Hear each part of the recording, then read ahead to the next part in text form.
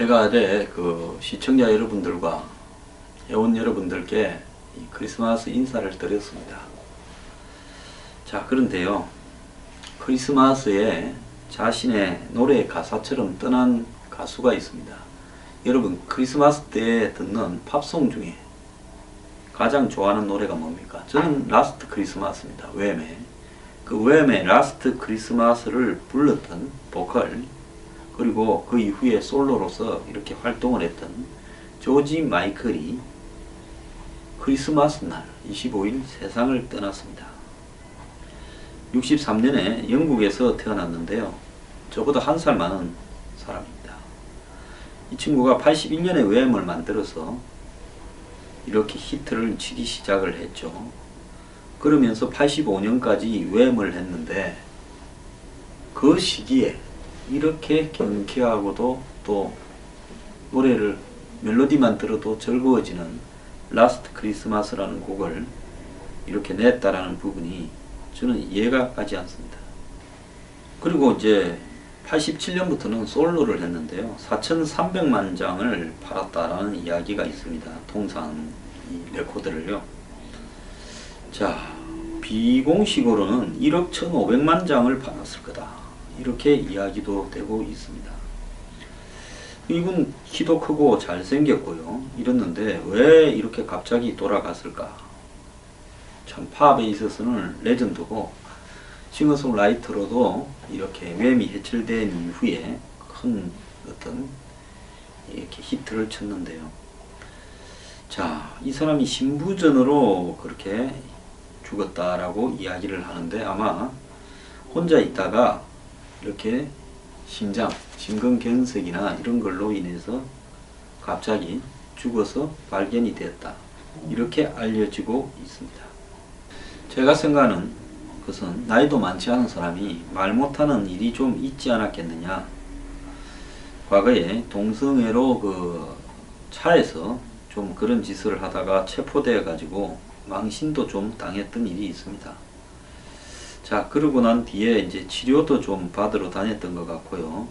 그랬는데 참 안타깝습니다. 근데 자신의 노래처럼 이렇게 크리스마스에 이렇게 사망을 했네요. 자기에게도 라스트 크리스마스가 됐습니다.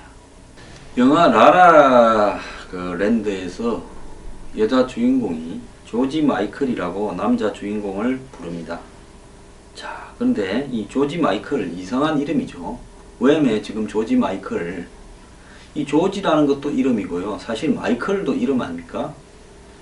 그런데 우리가 흔히 조지라는 이름을 가진 사람, 조지 오웰, 조지 부시, 조지 클루니 이런 거고요. 마이클도 마이클 잭슨, 마이클 조단, 마이클 패스빈더 같이 두 개 다 이름입니다.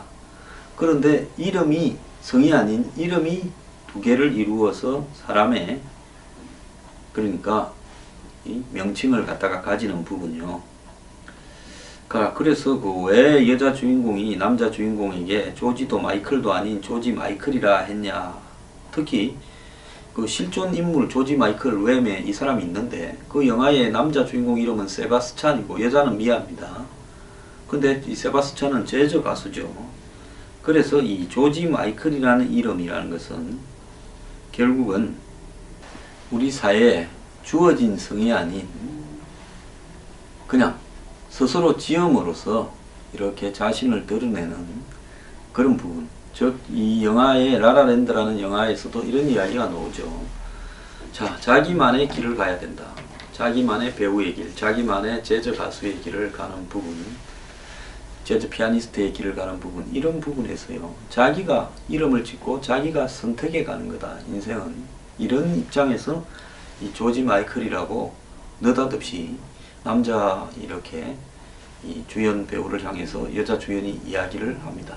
좀 뜬금없었지만요, 조지 마이클이라는 웸의 가수, 이 사람도 원래 이름은 조지 마이클이 아닙니다. 이름이 굉장히 어렵습니다. 조지 발음도 잘 안됩니다. 키리아코스, 파냐이투이, 이런 복잡한 이름을 가졌던 가수가 자신의 이름을 조지 마이클이다, 성을 빼고 조지라는 이름과 마이클이라는 이름을 두 개를 붙여서 가장 쉬운 이름으로 불리게 만들었습니다. 자, 대중적으로 굉장히 히트를 했던 가수인데요. 약물 중독에 안 빠지려고 노력을 엄청 하고 살았습니다. 그 약물 중독에 안 빠지려고 노력을 해서 음악에 몰두해 왔다라는 것은 또 다르게 이야기를 한다면 그 약물에서 상당히 좀 본인이 위기를 느꼈고 그렇게 해서 참 그런 부분을 극복하기 위해서 음악에 몰두해 왔다 이렇게 볼 수도 있는데요. 또 다른 사람은 암이나 에이즈 같은 이런 중병에 걸렸는데 감추다가 사망되면서 신부전이라고 발표하는 게 아니냐 이런 이야기도 하는데요. 어쨌거나 한때 세계를 휩쓸었던 크리스마스 때는 요즘 뭐 고요한밤 그룹한밤보다도 더 많이 나오는 라스트 크리스마스, 참 지난 며칠간 많이 들었을 건데요. 어떻게 이 사람이 이렇게 허무하게 크리스마스 날 갈 수 있는가 안타까움을 느낍니다. 지금 며칠 있으면 이제 한 보름 지나면 임기가 끝날 오바마가요, 자기가 했던 정책에 몫을 박으려고 이렇게 하고 있고 그걸 트럼프는 다 뒤집어 버리려고 하면서 두 사람이 전방위에 지금 충돌을 하고 있습니다. 오바마는 한 시기에 대통령은 한 명이라서 끝까지 나는 내 임기 날 마지막 날까지 내 정책을 밀겠다라는 거고, 트럼프는 곧 퇴임할 정부가 쓸데없는 일 벌이지 마라 라고 하면서 붙고 있는데요. 이것이 다 예민한 부분입니다. 이 쿠바에 사람들은 잘 모르지만 미군 기지가 있습니다. 관타나모라고요. 쿠바하고 미국하고 수십 년을 싸워왔는데 어떻게 쿠바에 미군 기지가 있느냐. 쿠바에 혁명이 일어날 때 다른 부분은 다 점령을 했지만 미군 기지가 원래 있었는데 그거는 쿠바 이 카스트로 혁명군이 접수를 못했습니다. 그건 접수하려면 미국하고 전쟁이 나니까요. 그래서 미국은 무조건 우리는 옛날 쿠바 정부와 맺은 계약 따라서 주저앉는다고 계속 있었습니다. 그러다 보니까 이 관타나모 기지를 아직도 미국이 쓰고 있고요. 그래서 오바마는 여기에 지금 IS라든지 그 다음에 이라크 전쟁, 아프간 전쟁에서 알카에다라든지 이런 어떤 범죄자들을 체포된 사람을 다 부시 정부 때 수감을 하고 있었는데 오바마는 이 사람들을 이감 딴 데로 옮기겠다고, 트럼프는 테러리스트들은 더욱더 많이 거기 갖다 놓겠다 이렇게 이야기를 하고 있습니다. 또 이스라엘이 자신들이 점령한 땅에 정착촌을 만들고 있는데 오바마는 그걸 적극적으로 대응하지 않고 사실은 그게 옳은 것처럼 수용하는 태도를 보여왔는데요. 트럼프는 아예 유엔이 정착촌 건설 중단을 촉구하는 결의안에 대해서 우리가 거부권을 행사해야 된다 이렇게 이야기를 하고 있고요. 오바마는 환경기후협약 이런 것을 중요하게 생각해서 북극해나 대서양연안의 석유가스 시추 금지를 발표했는데 트럼프는 기후협정에서 탈퇴하고 미 전역에 화석연료를 채굴하겠다, 시추하겠다 이렇게 약속을 했습니다. 외국인 이민에 대해서도요, 그 의무 등록제를 테러 의심국가 출신이라 하더라도 입국 시에 의무 등록제를 폐지해야 된다 하는데 트럼프는 미국에 입국하는 모든 이슬람 교도들에 대해서는 등록제를 하겠다는 거죠. 이란과의 핵 협상도 트럼프는 폐기, 오바마는 협상을 지켜야 된다 이렇게 말을 하고 있습니다. 저는 오바마가 뭐 연설도 그럴싸하게 잘하고 신중하고 뭐 흑인으로서 잘생겼고 매력도 있고 또 무슨 좋은 가치들은 다 집착해서 정치적 올바름을 추구하고 다 좋다고 생각합니다만은 이 사람은 좀 위선적이다라고 저는 생각을 하고 있습니다.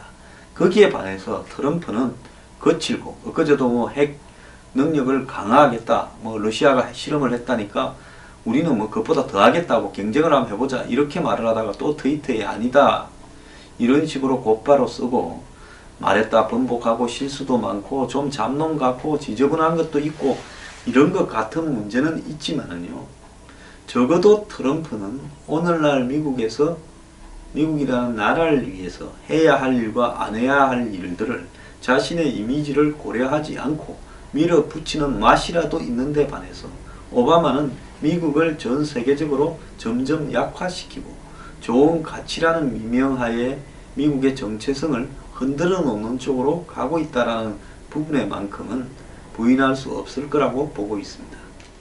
중국이요.